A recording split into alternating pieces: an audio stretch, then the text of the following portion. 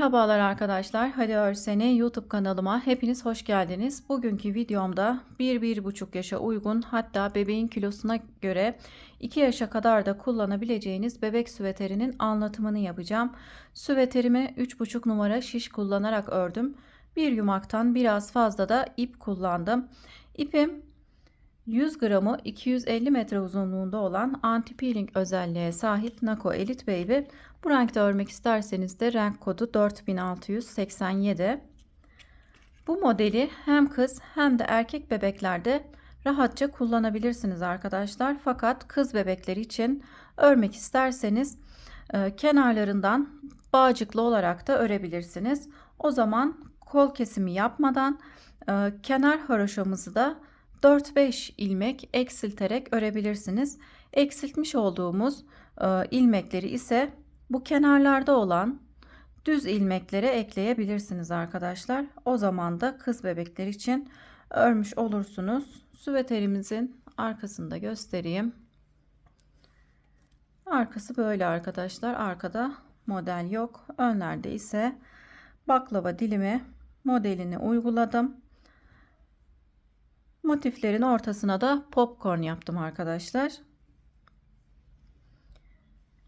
Süveterimde 6 adet düğme kullandım. Ön parçayı örerken hem sağ hem de sol kenarda iliklerimi açtım arkadaşlar. 12 haroşa sırasında bir iliklerimizi açtık. Şimdi süveterimizin yapılışına geçelim. Yapılışına geçmeden önce kanalıma abone değilseniz ücretsiz olarak abone olabilirsiniz. Beğeni ve yorumlarınızla desteklerseniz sevinirim. Yeni paylaşacağım model videolarından anında haberdar olmak için de bildirim zilini açabilirsiniz. Şimdi süveterimizin yapılışına geçelim. Herkese kolay gelsin. Süveterimize 3,5 numaralı şişe 71 ilmek atarak başladım. Şimdi arka yüzdeyim. Kenarlar 12 ilmek haroşadan oluşuyor. Ortadaki ilmekler ise bir ters bir düz olarak devam edecek. Toplamda lastik kısmını 7 sıra öreceğiz.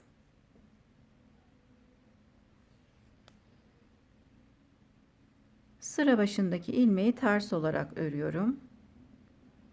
12 ilmek ters öreceğim. Ben haroşamı her iki yönde de tersten örüyorum.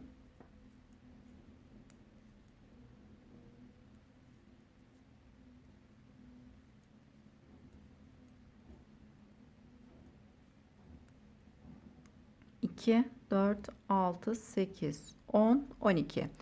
12 ilmek ters ördükten sonra, yani haroşa ördükten sonra bir ters, bir düz, bir ters, bir düz olarak sıra sonunda 12 ilmeğimiz kalana kadar örelim.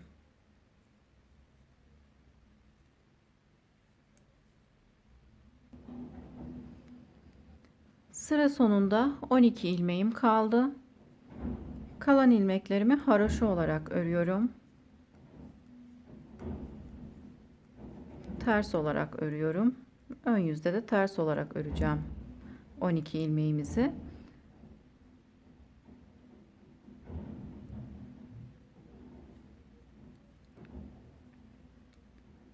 Sıra sonundaki ilmeği örmeden şişime takıp ön yüze geçiyorum. Kenarlarımızın tırtıklı olması için sondaki ilmeği örmeden şişime takıp sıra başında ters olarak örüyorum. 12 ilmek ters örelim.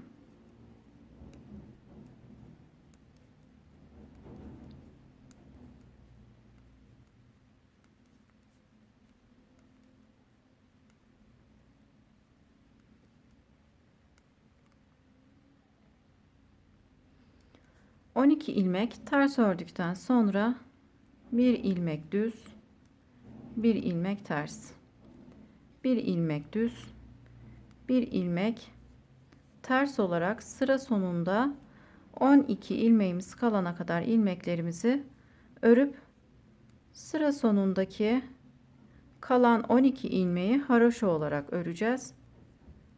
12. ilmeği örmeden şişimize takıp diğer yüze geçeceğiz. Ön yüzde düz olarak örmüş olduğumuz ilmekleri ters olarak örmüş olduğumuz ilmekleri ise düz olarak örelim. Kenarlarda ise 12 ilmek haroşamız devam edecek. Toplamda lastik kısmımızı 7 sıraya tamamlayıp model kurulumuna geçelim.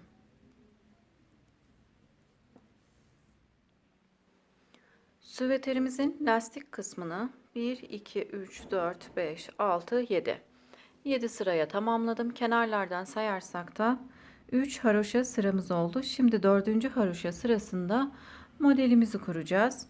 Bu sıra bizim için önemli arkadaşlar. Bu sırada modelimizi dikkatlice kuralım. Diğer sıraları örmek daha kolay olacak.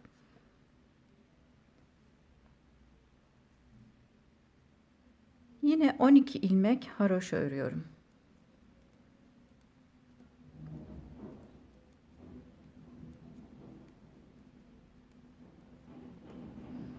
Kenarlarımız 12 ilmek haroşa olarak kol altına kadar devam edecek.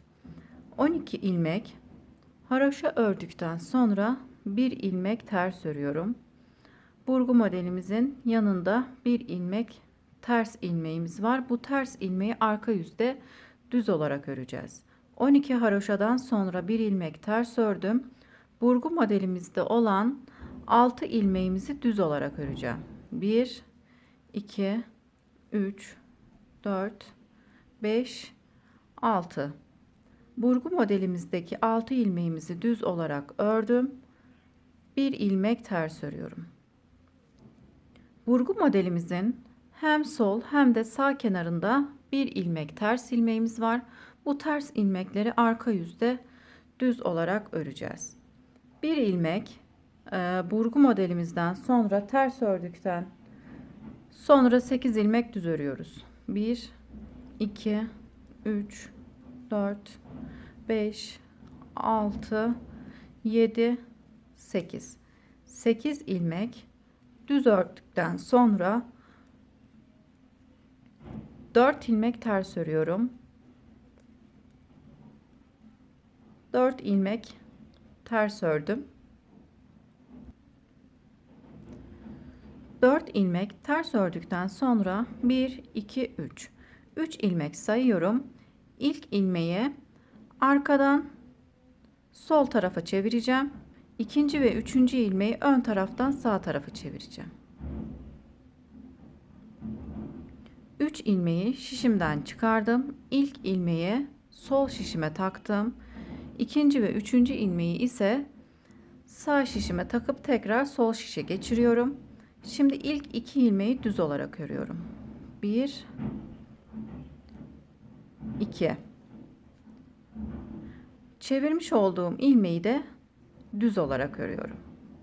Şimdi buradaki ilmek bizim tam modelimizin ortasında olan ilmek arkadaşlar. Bu ilmeği ise ters olarak örüyorum. İlmeklerimizi çevirdikten sonra bir ilmek ters ördüm. Şimdi yine 3 ilmek sayıyorum. 1 2 3. İlk 2 ilmeği sol tarafa çevireceğim ön taraftan. Üçüncü ilmeği ise arkadan sağa çevireceğim. Yine 3 ilmeği şişimden çıkardım. Üçüncü ilmeği sağ şişime taktım. İlk 2 ilmeği ise sol şişime takıp sol tarafa çevirdim. Sağ tarafa çevirmiş olduğum ilmeği düz olarak örüyorum. Yine çevirmiş olduğum ilmekleri de düz olarak örüyorum.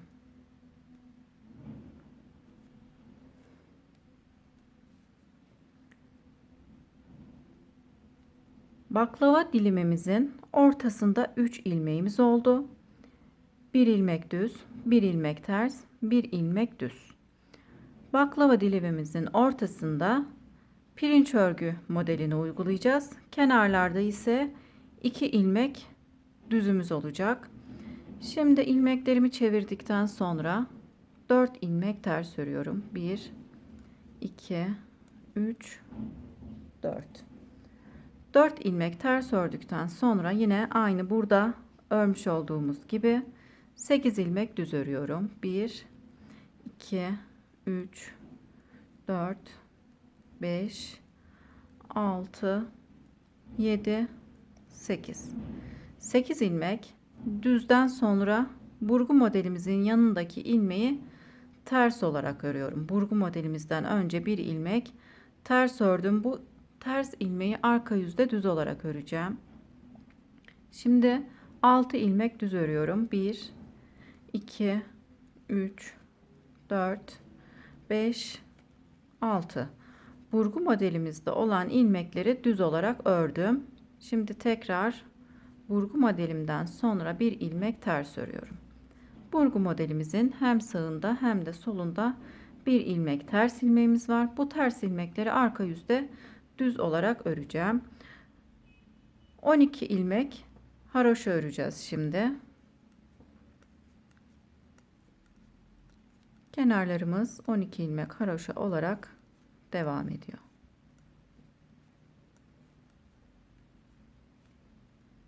On ikinci ilmeği örmeden şişime takıp arka yüze geçiyorum. Arka yüzde yine 12 ilmek haroşa örüyoruz.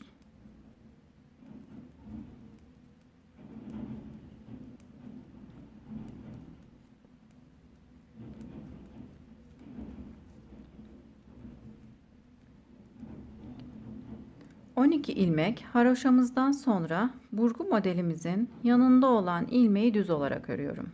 Ön yüzde ters olarak ördük, arka yüzde düz olarak örüyoruz. Burgu modelimde olan ilmekleri ters olarak örüyorum. 6 ilmek ters örüyorum. Tekrar bir ilmek düz örüyorum. Burgu modelimizin arka yüzde her iki yanında bir ilmek düz ilmeğimiz var. Şimdi ön yüzde örmüş olduğumuz 8 düz ilmeği arka yüzde ters olarak örüyorum. 1 2 3 4 5 6 7 8. Şimdi 8 ilmek ters ördükten sonra 1 2 3 4 ilmek düz örüyorum. Bu 4 düz ilmeğimizi ön yüzde ters olarak örmüştük. Şimdi baklava dilimi motifimizde olan düz ilmekleri arka yüzde ters olarak örüyorum. 2 ilmek ters ördüm. Ortasında olan ilmekleri ise ters gördüğüm ilmeği düz, düz gördüğüm ilmeği ters, ters gördüğüm ilmeği ise düz olarak örüyorum. Yani motifimizin ortasına pirinç örgü modelini uyguluyoruz. 2 ilmek ters örüyorum.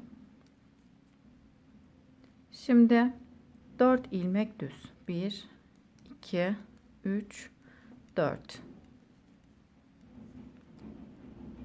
Şimdi 8 ilmek ters.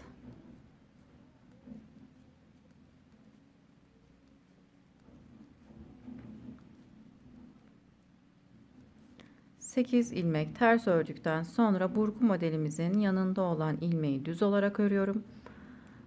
Burgu modelimizde olan ilmekleri ters olarak örüyorum. 6 ilmek ters ördüm. 1 ilmek düz örüyorum. Sıra sonunda 2 4 6 8 10 12 12 ilmek haroşa ilmeğimi de haroşa olarak örüyorum.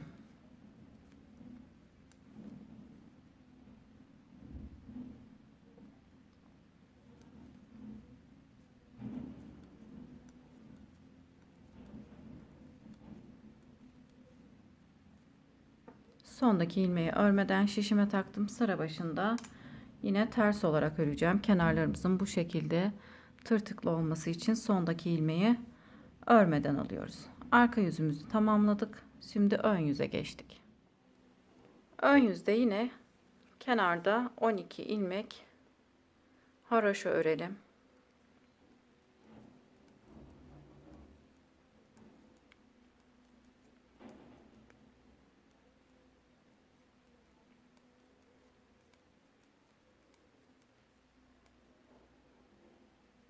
12 ilmek haroşadan sonra bir ilmek ters örüyorum.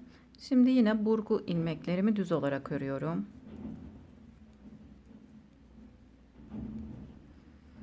Altı ilmek düz ördüm.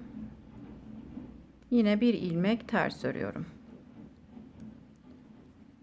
8 ilmek düz örüyorum. 1 2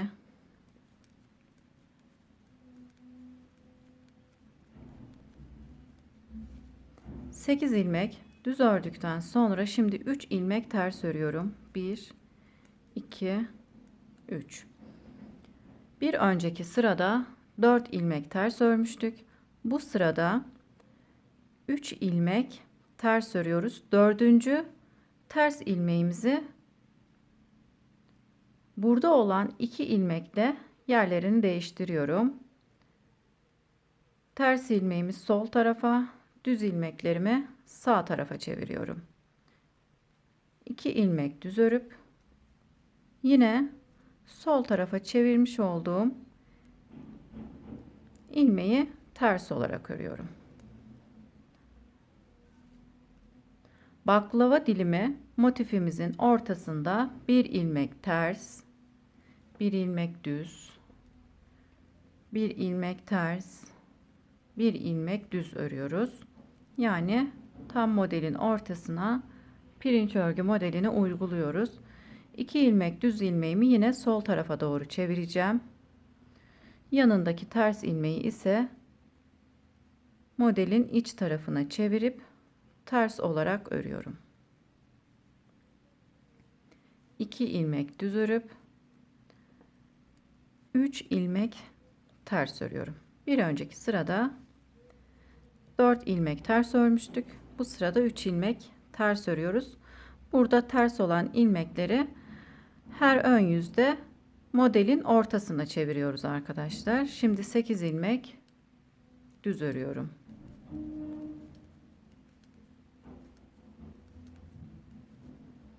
Sekiz ilmek düz örüp bir ilmek ters örüyorum.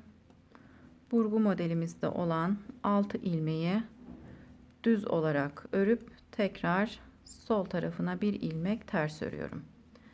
Sıra sonunda 12 ilmeğim kaldı. Kalan ilmeklerimi haroşa olarak örüyorum.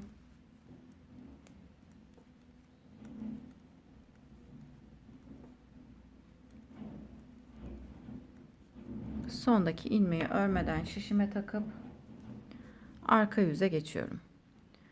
Arka yüzde 12 ilmek haroşamızı örelim.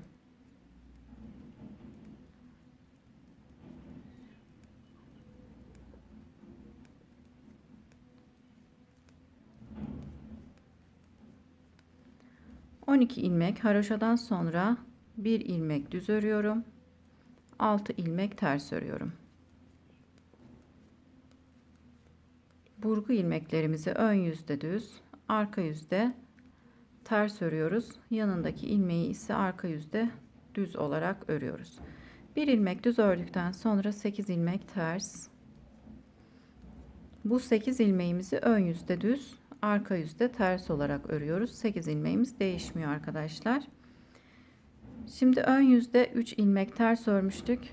Arka yüzde 3 ilmek düz örüyoruz.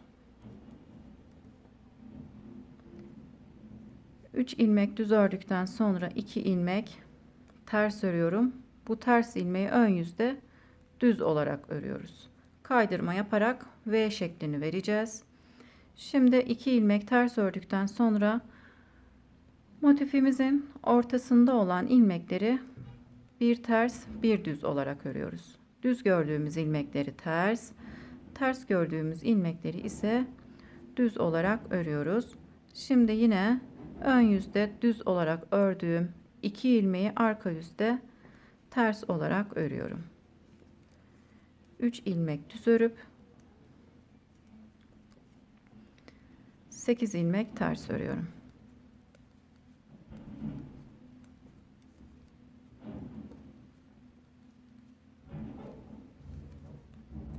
Bir ilmek düz örüp burgu modelimizde olan 6 ilmeğimizi ters olarak örüyorum. 6 ilmek ters ördükten sonra bir ilmek düz örüp kalan 12 ilmeğimi haroşa olarak örüp sıramızı tamamlayalım.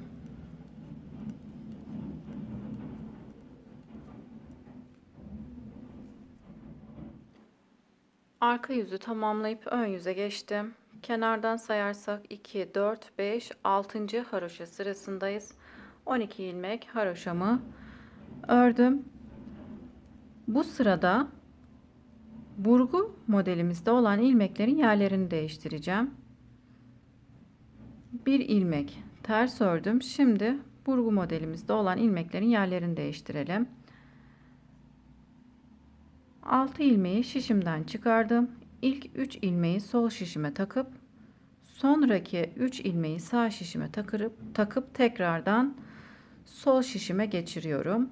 İlmeklerimi düz olarak örüyorum. Bu işlemi isterseniz burgu aparatı kullanarak da yapabilirsiniz. 6 ilmek düz ördükten sonra bir ilmek ters örüyorum. Burgu modelimizin her iki kenarında bir ilmek ters ilmeğimiz var. Burgularımızı her 3 sırada bir tekrarlıyoruz arkadaşlar. İlmeklerin yerlerini değiştiriyoruz. Lastik kısmından sonra 3. haroşa sırasında ilmeklerimizin yerlerini değiştirdik. Daha sonra 6. 9. 12. 15.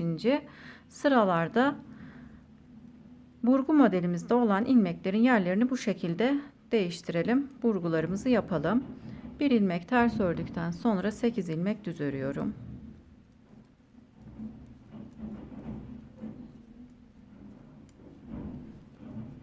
Sekiz ilmek düz ördüm. Şimdi 2 ilmek ters örüyorum. Bir önceki sırada 3 ilmek ters örmüştük. Bu sırada 2 ilmek ters ördüm. 3. ters ilmeğimi burada olan 2 düz ilmekle yerlerini değiştiriyorum. Yani ters ilmeğimi modelin ortasına çeviriyorum. 2 düz ilmeğimi ise sağ tarafa çeviriyorum. 2 ilmek düz örüp çevirmiş olduğum ilmeği de düz olarak örüyorum. Şimdi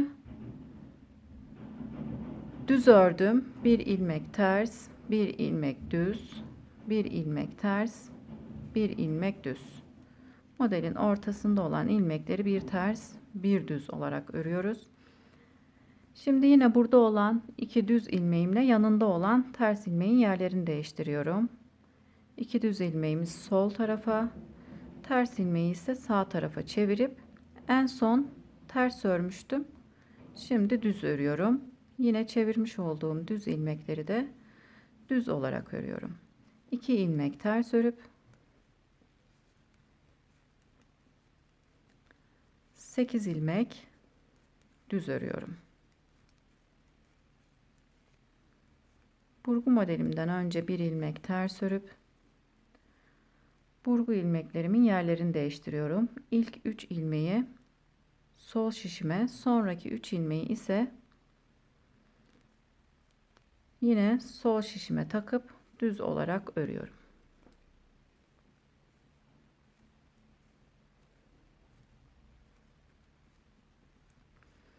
Bir ilmek ters ördüm. Kalan ilmekleri haroşa olarak örüp sıramızı tamamlayalım. Ön yüzü tamamlayıp arka yüze geçtim. Arka yüzde 12 ilmek haroşa ördüm. Bir ilmek düz örüyorum. 6 ilmek ters.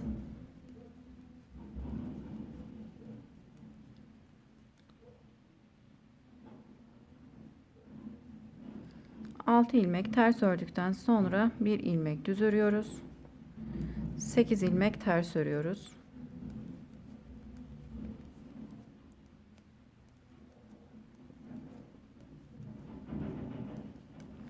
Sekiz ilmeğimiz değişmiyor arkadaşlar. Kenarda da 12 ilmeğimiz değişmiyor. Yine burgu modelimizde olan ilmekleri arka yüzde ters, ön yüzde düz. Kenarlarında olan ilmekleri arka yüzde düz, ön yüzde ters olarak örüyoruz. Sadece ortada olan modelimizde ilmeklerimizin yerlerini değiştirerek ilmek sayısı değişiyor arkadaşlar. Şimdi 8 ilmek ters ördükten sonra 2 ilmek düz örüyorum. 2 ilmek ters örüyorum. Bu iki ters ilmeğimizi ön yüzde düz olarak örüyoruz. Şimdi ters gördüğüm ilmekleri düz, düz ilmekleri ters, ters ilmeği düz, düzü ters örerek pirinç örgü modelini uyguluyoruz. 2 ters ilmeğimi ters olarak örüp yanındaki 2 ilmeği düz olarak ördüm. Şimdi 8 ilmek ters örüyorum.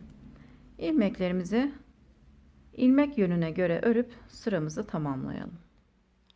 Arka yüzü tamamladım. Ön yüze geçtim. 12 ilmek haroşamı örüp 1 ilmek ters ördüm. Burgu ilmeklerimi düz olarak örüp 1 ilmek ters ördükten sonra 8 ilmek düz ördüm.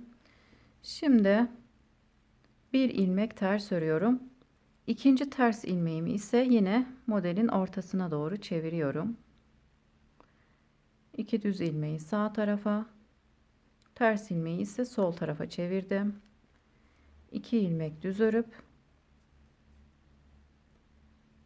çevirmiş olduğum ilmeği ters örüyorum. 1 ilmek düz, 1 ilmek ters. Tersleri düz, düz ilmekleri ters örüyoruz.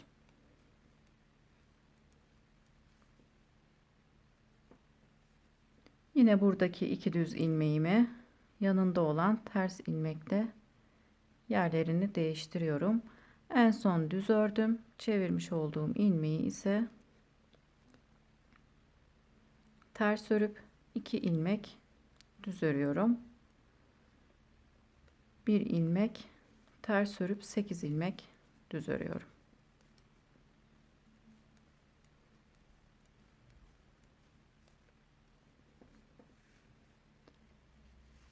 Modelde kenarlarda 4 ters ilmekle başlamıştık. Her ön yüzde modelin ortasına bir ilmeği ekleyerek bir ters ilmeğimiz kaldı.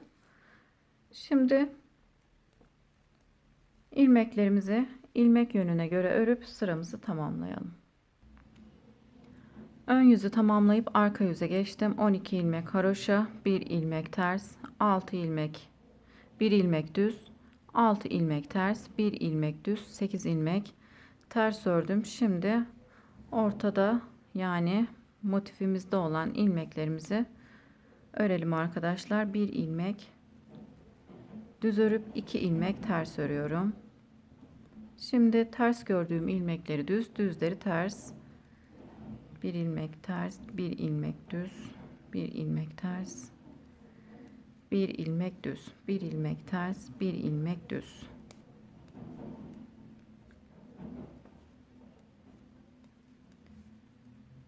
Şimdi ön yüzde örmüş olduğum 2 düz ilmeğimizi arka yüzde ters olarak örüp 1 ilmek düz örüyorum.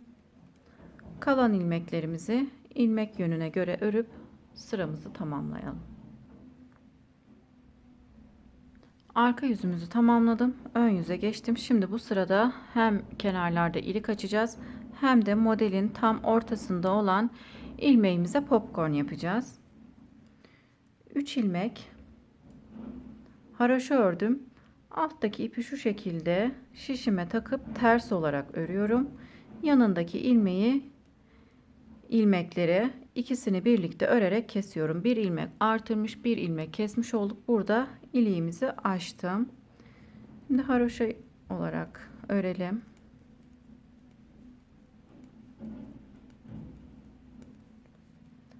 İlmeklerimizi haroşa olarak ördükten sonra bir ilmek ters ördüm.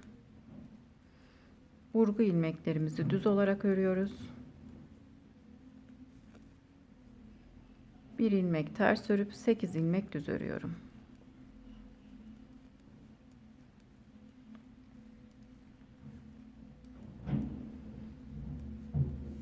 Sekiz ilmek düz ördükten sonra burada kalan bir ters ilmeğimi yine modelin ortasına çeviriyorum. 2 düz ilmeğimi de sağ tarafa çevirip düz olarak örüyorum. Çevirmiş olduğum ilmeği de düz örüp bir ilmek ters, bir ilmek düz, bir ilmek ters, bir ilmek düz örüyorum. 2 düz ilmeğimden sonra 1 2 3 4 5 ilmek ördüm. Şimdi tam modelimizin ortasında olan ilmeğimize popcorn yapalım.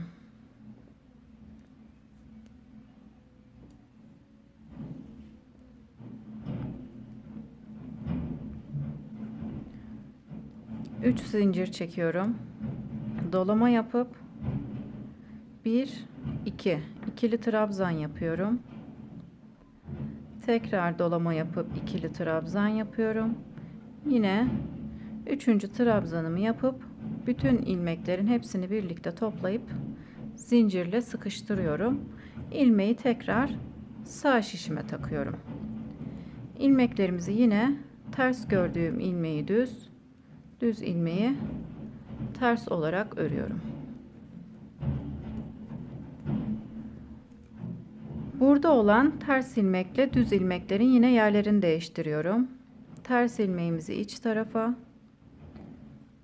düz ilmekleri dış tarafa doğru çevirdim.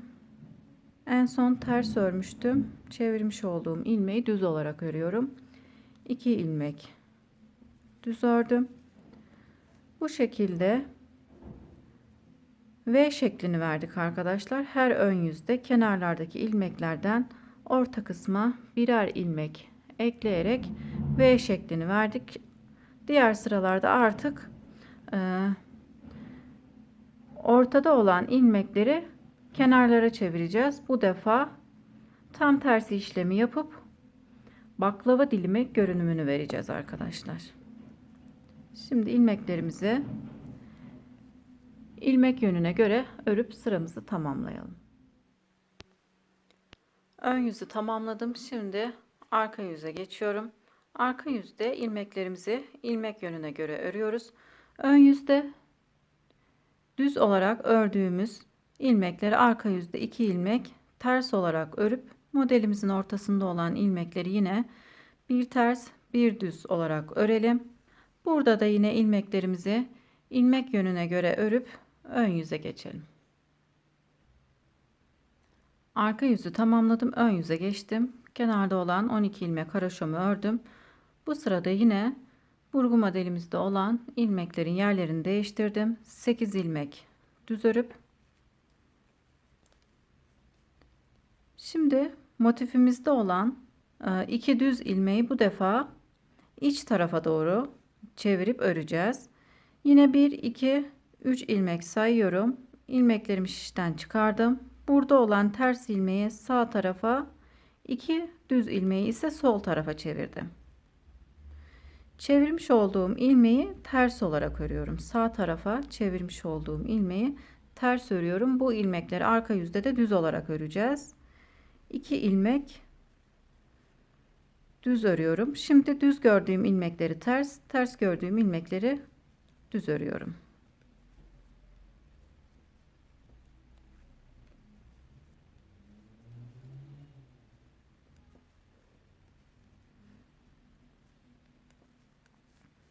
En son modelimin ortasında bir ilmeğim kaldı. Bu ilmeği yanında olan 2 düz ilmekle yerlerini değiştiriyorum. 2 düz ilmeği sağ tarafa, modelin ortasında olan ilmeği ise dış tarafa çevirip örüyoruz. 2 ilmek düz örüp bir ilmek ters örüyorum. 8 ilmek düz örüp yine ilmeklerimizi yönlerine göre örelim. Bu sırada burgu ilmeklerimizin de yerlerini değiştirip sıramızı tamamlayalım. Ön yüzü tamamlayıp arka yüze geçtim. Arka yüzde ilmeklerimi yönlerine göre ördüm. En son 8 ilmek ters ördüm. Şimdi ön yüzde örmüş olduğum ters ilmeği arka yüzde düz olarak örüyorum. İpimi öne aldım. Ön yüzde örmüş olduğum 2 ters ilmeği iki düz ilmeği arka yüzde ters olarak örüyorum. Şimdi düz ilmekleri ters, ters ilmekleri düz.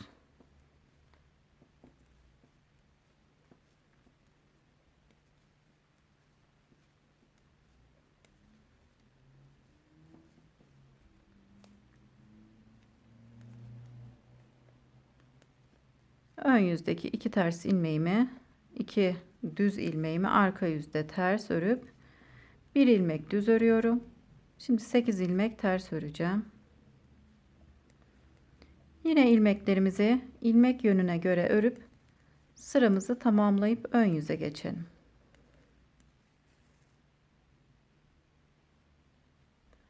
Arka yüzü tamamlayıp ön yüze geçtim. Yine ön yüzde ilmeklerimi yönlerine göre örüp ortada olan baklava dilimi motifimize kadar ördüm. Şimdi yine burada ilmeklerin yerlerini değiştireceğiz. Bir ilmek ters ördüm. Buradaki iki düz ilmekle yanında olan ilmeğin yerlerini değiştiriyorum. İki düz ilmeği sol tarafa, yanındaki ilmeği ise sağ tarafa çevirip ters olarak örüyoruz. Bu ters ilmekleri arka yüzde düz olarak örüyoruz. Aynı burada olduğu gibi arkadaşlar. Ön yüzde ters, arka yüzde ise bu ilmekleri düz olarak örüyoruz. 2 ilmek düz ördüm. Motifimin ortasında olan ilmekleri tersleri düz, düzleri ters örüyorum.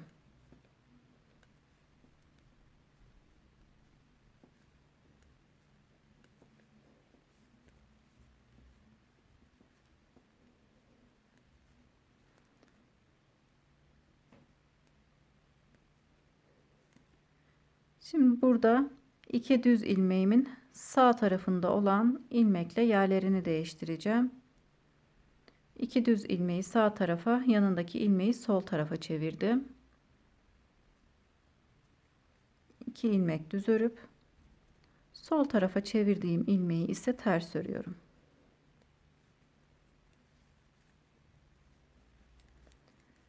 Sekiz ilmek düz örüp yine bu sırada ilmekleri yönlerine göre örüp sıramızı tamamlayalım. İlmeklerimi örerek sıramı tamamladım. Şimdi kenarlarda olan ilmekleri yönlerine göre örüyoruz. Her 3 sırada bir de burgu işlemini yapıyoruz arkadaşlar. Burgu modelimizde olan ilmeklerin yerlerini değiştiriyoruz. Her ön yüzde ise motifimizin ortasında olan ilmekleri dış tarafa doğru çeviriyoruz. Buradaki ilmekleri sağa doğru, buradaki ilmekleri ise sola doğru çeviriyoruz. Ortada bir ilmek kalana kadar her ön yüzde ilmeklerimizi kenarlara doğru çevirelim. Daha sonra farklı bir işlem yapacağız arkadaşlar. Motifimizin ortasında bir ilmek kalana kadar ördüm. Yine ön yüzde ilmeklerimi yönlerine göre örüp tam orta kısma kadar geldim arkadaşlar. Şimdi burada kenarlarda olan düz ilmekler birbirinin üzerine gelecek şekilde ilmeklerimizin yerlerini değiştireceğiz. İlmekleri şu şekilde şişten çıkarıyorum. İlk iki ilmeği sol şişe taktım. Daha sonra ortada olan ilmeği şişe takıyorum. Sol şişime. Sonra da sol tarafta olan düz ilmekleri şişime takıp 2 ilmek düz örüyorum. Yine ilk sırada örmüş olduğumuz gibi tam ortada olan ilmeği ters örüyorum. Çevirmiş olduğum 2 düz ilmeği düz olarak örüyorum. Kenarlarda olan ilmekleri ters olarak örüyorum. 8 ilmek düz örüp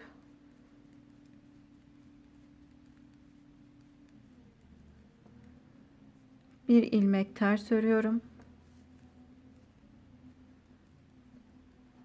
Burgu modelimizde olan ilmekleri düz olarak örüp yanındaki ilmeği ters olarak örüyorum.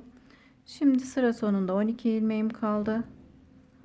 Kalan ilmekleri haroşa olarak örüp sıramı tamamlıyorum.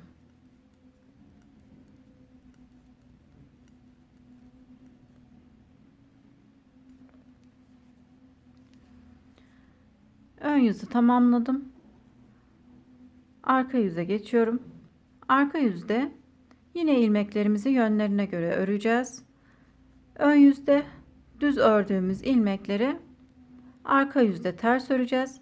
Tam ortasında olan ilmeği ters olarak ördük ön yüzde. Arka yüzde yine o ilmeği ters olarak öreceğiz arkadaşlar. Yine motifimizin ortasına pirinç örgü modelimizi uygulayacağız. Süveterimizin ön parçasını aynı şekilde örmeye devam edelim. İlk sırada örmüş olduğumuz gibi baklava dilimi modelimizi uygulayacağız. Her 12 haroşa sırasında bir de iliklerimizi açacağız arkadaşlar. Şimdi ön parçada biraz ilerleyip gelelim. Daha sonra kol kesimlerini yapacağız. Ön parçamızı 3 motif olana kadar ördüm. Kenarlarda 12 haroşa sırasında bir de iliklerimi açtım. Sağ kenarda 3, sol kenarda da 3 tane iliğimiz oldu. Şimdi bu sırada kesimlerimizi yapacağız. İlk haroşamızdan sayarsak 36 haroşa sıramız oldu. Bu sırada kol kesimini yapacağız. Kenardan 8 ilmek keseceğim.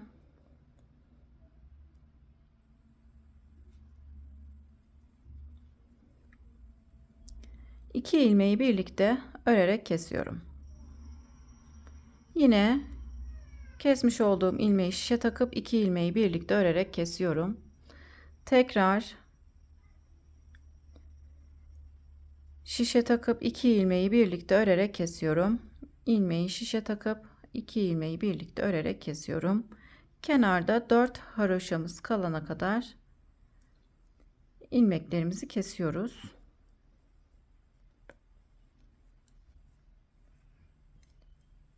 Sekiz ilmek kesiyoruz arkadaşlar kenardan. Şimdi 12 haroşamızın 8'ini kestik. 4 haroşamız kaldı.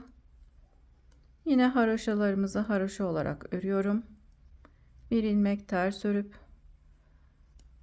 burgu ilmeklerimi düz olarak örüyorum.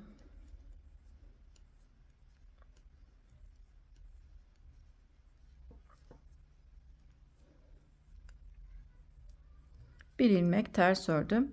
Yine ilmeklerimizi örmüş olduğumuz gibi örelim. Sıramızı tamamlayalım. Motifimize yine devam edelim arkadaşlar. Sıramızı tamamlayıp bu kenarda da 8 ilmek keseceğiz. Sıramı tamamladım. Şimdi bu kenarı arka yüzde keseceğiz.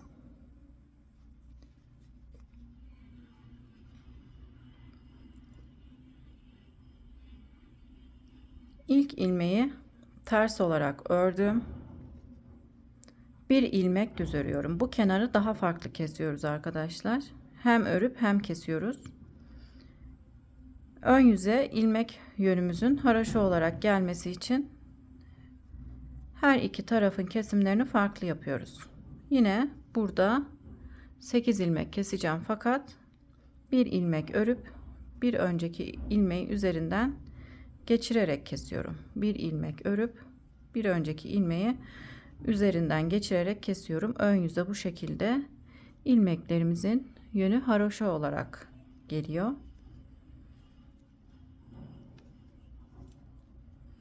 Yine 8 ilmek kesiyoruz. 4 ilmeğim kaldı. Kalan ilmekleri haroşa olarak ördüm. Burgu modelimizin yanında olan ilmeği düz örüp burgu ilmeklerimi ters olarak örüyorum.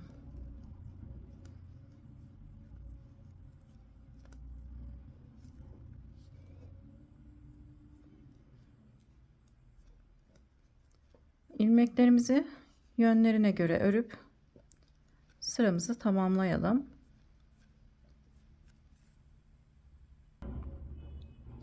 Arka yüzü tamamlayıp ön yüze geçtim. Yine kenarlarımızın tırtıklı olması için sondaki ilmeği örmeden aldım. Sıra başında ters olarak öreceğim.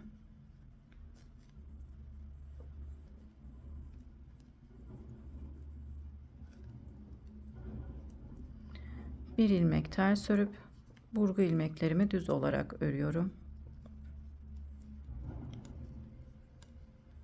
Kenarlar 4 haroşa olarak devam edecek. 8 ilmeği kenarlarda kestik arkadaşlar. Ortada olan baklava dilimi modelimizde yine aynısı gibi devam edecek. Motifimizi bitirene kadar örelim. Daha sonra yakası için haroşa örüp yakasını kesip ön parçamızı tamamlayacağız. Şimdi bir motif daha örüp gelelim. Ön parçamızda dördüncü motifi tamamladım. Kol kesimini yaptıktan sonra 2, 4, 6, 8, 10. 10 sıra ördüm. Şimdi bu sırada yakası için haroşa örmeye geçeceğiz.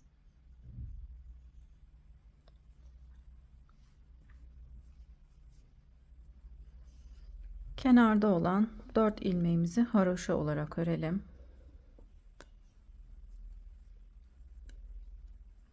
Bir ilmek ters örüyorum. Burgu ilmeklerimin yerlerini değiştiriyorum.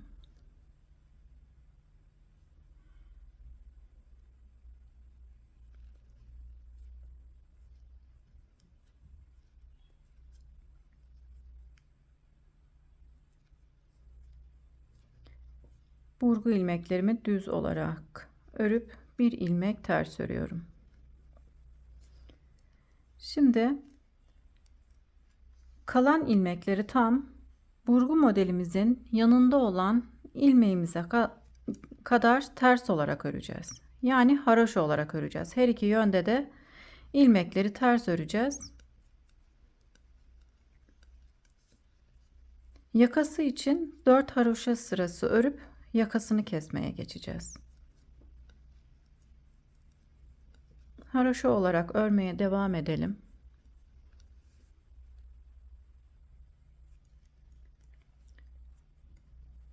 Burgu ilmeğimin yanındaki ters ilmeğime kadar ördüm. Bir ilmek ters örüyorum. Yine burgu ilmeklerimizin yerlerini değiştiriyoruz.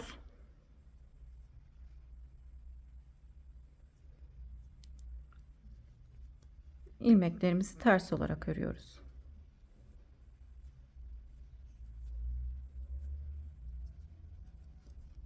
Bir ilmek ters örüp sıra sonundaki ilmekleri haroşa olarak örüp sıramızı tamamlıyoruz. Şimdi arka yüze geçiyorum. Arka yüzde sadece burgu ilmeklerimizin yanında olan ilmeklerimizi düz olarak örelim. Diğer ilmekleri ters olarak örelim. Haroşamızı her iki yönde tersten örüyoruz. Şimdi sıramızı tamamlayıp gelelim. Arka yüzü tamamlayıp ön yüze geçtim. Şimdi bir haroşa sırası örmüş olduk arkadaşlar. 3 haroşa sırasına tamamlayalım. Daha sonra arka yüzde keserek yakamızı 4 haroşa sırasına tamamlamış olacağız. 3 haroşa sırası örüp gelelim. Yakasını 3 haroşa sırasına tamamladım. 1 2 3. 3. haroşa sırasını ön yüzde ördüm. Şimdi arka yüze geçiyorum. Arka yüzde yakası için kesim yapacağız. Kenarda olan 4 ilmeğimi haroşa olarak örüyorum. Bir ilmek düz örüp burgu modelimizde olan ilmekleri ters olarak örüyorum. 6 ilmek ters ördükten sonra bir ilmek düz örüyorum. Şimdi 4 ilmek haroşa öreceğim. Şişimde toplamda 2 4 6 8 10 12 14 16 16 ilmeğim kaldı. Sıra sonunda 16 ilmeğimiz kalana kadar yakasında olan ilmekleri kesiyoruz. Bir ilmek düz ördüm. Yanındaki ilmeği de düz olarak örüp bir önceki ilmeği üzerinden geçirerek kesiyorum. Tekrar bir ilmek düz örüp bir önceki ilmeği üzerinden geçirerek kesiyorum. Bir ilmek düz örüp bir önceki ilmeği üzerinden geçirerek kesiyorum. Yakamızda ilmeklerimizi bu şekilde kesiyoruz. Sıra sonunda 16 ilmeğimiz kalana kadar ilmeklerimizi bu şekilde keselim.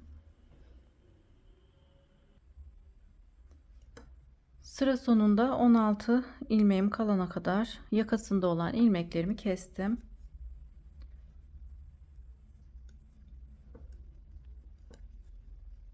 Şimdi ilmekleri örmemiz gerektiği gibi örüyorum. Yine burgu ilmeklerimin yanında olan ilmekleri düz, burgu ilmeklerimi arka yüzde ters olarak örüyorum.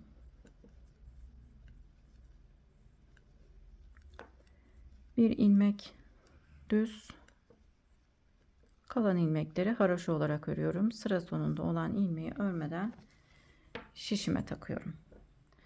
Şimdi omuz kısmına kadar kenarlarda 4 ilmek haroşa olarak örelim. Bu kenarın da tırtıklı olması için sondaki ilmeği örmeden alıp sıra başında ters olarak örelim. Aynı burada olduğu gibi. Burgumuzu yapmaya devam edelim. İstediğimiz uzunluğa gelene kadar bu omzumuzu örüp tamamlayalım. Daha sonra bu omzumuza geçelim. İpimizi buradan bağlayıp bu omzumuzu da bu omzumuzu örmüş olduğumuz kadar örüp ön parçamızı bitirelim. İki tarafı da omuz kısmına kadar ördüm. Şimdi burgu yapmadan örmeye devam edeceğiz. Arka parçamızı ayrı örmeyeceğiz arkadaşlar.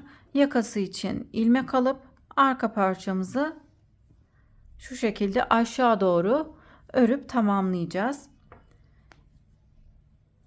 Artık burgu yapmadan örmeye devam ediyorum. Tam şu şekilde olacak arkadaşlar. Şimdi yine her iki omzumuzda 5-6 haroşa sırası daha örelim. Yaka kısmını kestikten sonra 2, 4, 6, 8, 10, 12 haroşamız oldu. 5 ya da 6 haroşa sırası daha örüp yakamız için ilmeklerimizi atalım. Omuzlarda örerek ilerledim.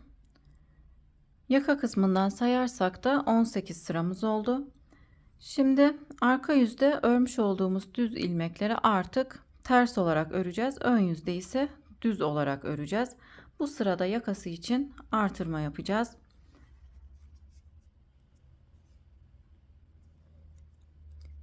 Kenarda 4 ilmek haroşa örelim. Ters ilmeğimi düz olarak örüyorum.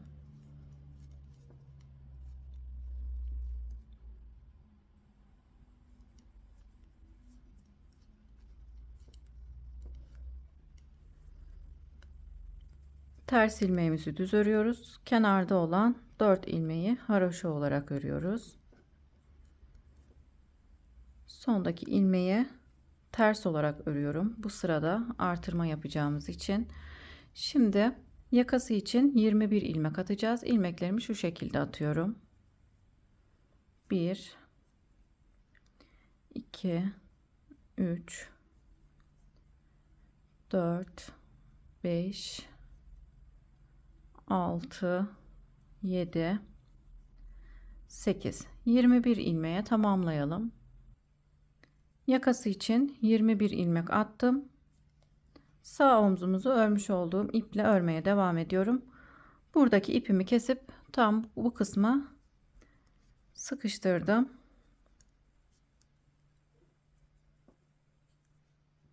İlmeklerimi haroşa olarak örüyorum. 4 ilmek haroşa örüp buradaki ters ilmeğimi düz örüyorum. Artık düz örerek devam edeceğim.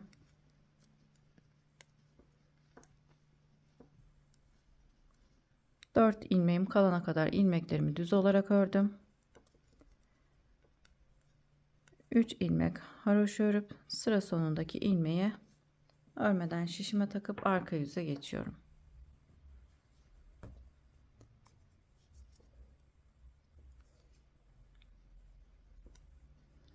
Arka yüzde ilmeklerimizin tamamını ters olarak örüyoruz.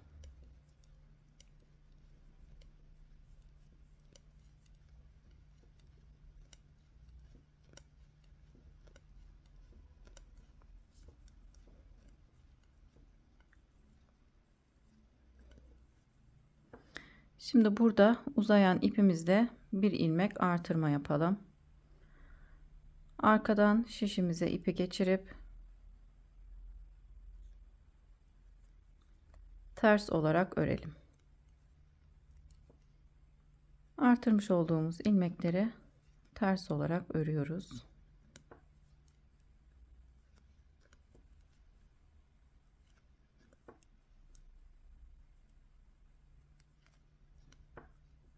Artırmış olduğumuz ilmeklerimizi örelim.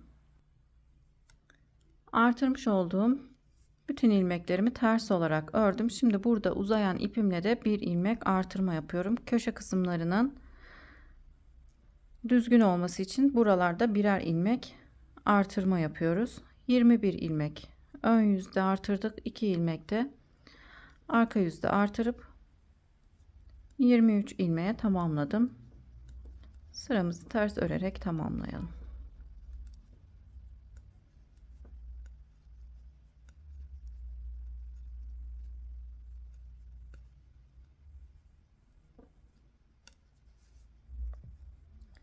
Sıramı tamamlayıp ön yüze geçtim.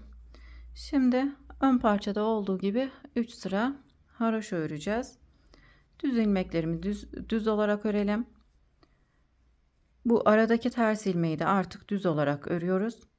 Yakasında olan ilmekleri de 3 sıra haroşa olarak örüp gelelim arkadaşlar. Arka parçamızın yakası için 3 haroşa sırası ördüm. Şimdi kenarlarda 4 haroşa, ortada olan ilmekleri ise düz olarak örmeye devam edeceğim. Kol kesimini yapmış olduğumuz kısma kadar ilmeklerimizi bu şekilde öreceğiz. Daha sonra hem sağ kenarda hem de sol kenarda 8 ilmek artırma yapıp beden kısmımızı öreceğiz. Arka parçamızın beden kısmını öreceğiz. Şimdi kenarları haroşa olarak, ortada olan ilmekleri ise düz olarak örüp gelelim. Yakasını 3 sıra haroşa ördükten sonra 2, 4, 6, 8, 10, 12, 13. Kenarda 13 sıra haroşa ördüm. Şimdi bu kenarda 8 ilmek artırma yapacağım. İlmeklerimi şu şekilde artırıyorum. Bir ilmek düz örüp içinden çıkarmış olduğum ilmeği tekrar şişime takıyorum. Yine bir ilmek düz örüp ilmeği çıkarıp şişe takıyorum. 2, 3, 4, 5,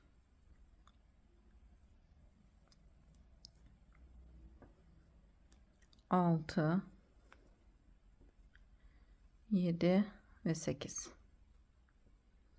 Her iki kenarda da 8 ilmek artıracağız. Ön parçada 8 ilmek kesmiştik. Arkada 8 ilmek artırma yapıyoruz. Ön parça ile arka parçayı birbirine eşitliyoruz. 2, 4, 6, 8, 10, 12. Kenarlarda şimdi 12 ilmek haroşa öreceğiz.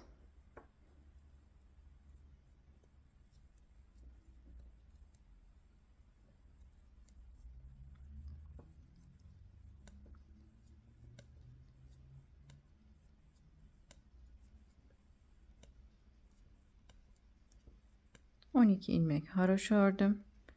Şimdi ilmeklerimi düz olarak örüp sıramızı tamamlayalım. Sıramı tamamladım. Sondaki 4 ilmeği ters ördüm. Şimdi arka yüze geçiyorum. Arka yüzde bu kenarda da yine 4 ilmek artırma yapacağız. Düz örüp çıkarmış olduğum ilmeği şişe tekrar takıyorum. Aynı ilmek içerisine girip tekrar düz örüp ilmeği şişime tekrar takıyorum. Bu şekilde 8 ilmek atalım.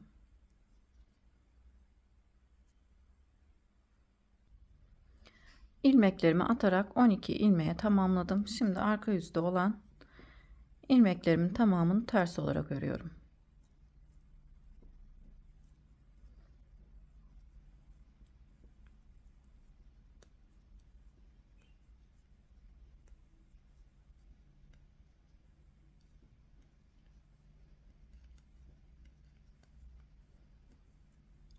Arka yüzü ters örerek tamamlayın.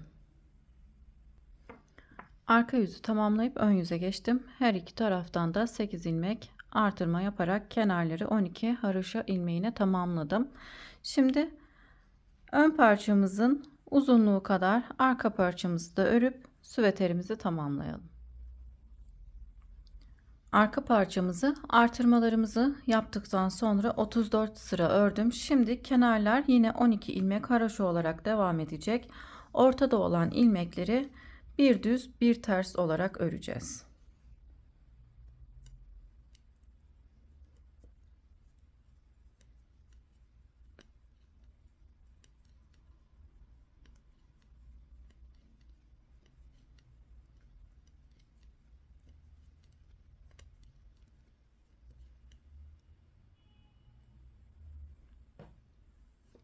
Şimdi bir ilmek düz, bir ilmek ters, bir ilmek düz, bir ilmek ters olarak örüyoruz. Sıra sonunda olan 12 ilmek haroşamıza kadar ilmeklerimizi bir ters bir düz olarak örelim.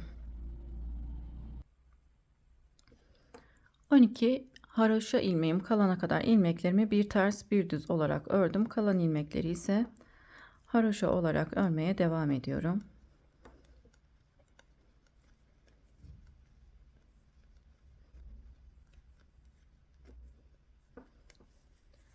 Sıramı tamamladım. Aynı ön parçamızda olduğu gibi kenarlar 12 ilmek haroşa olarak devam edecek. Ortada kalan ilmekleri ise bir ters bir düz olarak 7 sıra öreceğiz. 1 2 3 4 5 6 7 7 sıra örüp kesmeye geçeceğiz arkadaşlar. Şimdi bir ters bir düz olarak 7 sıra örüp gelelim. 7 sıra bir ters bir düz olarak ördüm. Şimdi arka yüzdeyim. Hem örüp hem kesiyorum. İlk ilmeği ters olarak ördüm.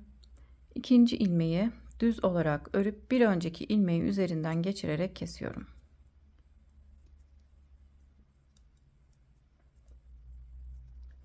İlmeklerimizi bu şekilde düz örerek keselim. Süveterimizi tamamlayalım.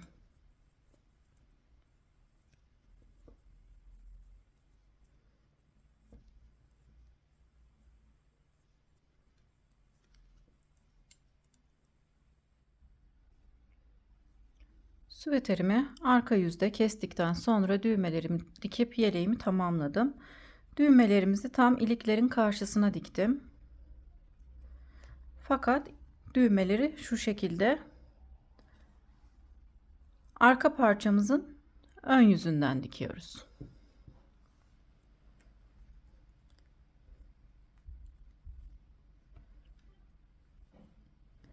Beni izlediğiniz için teşekkür ederim. Yeni örgü videolarımda görüşmek üzere. Şimdilik hoşça kalın.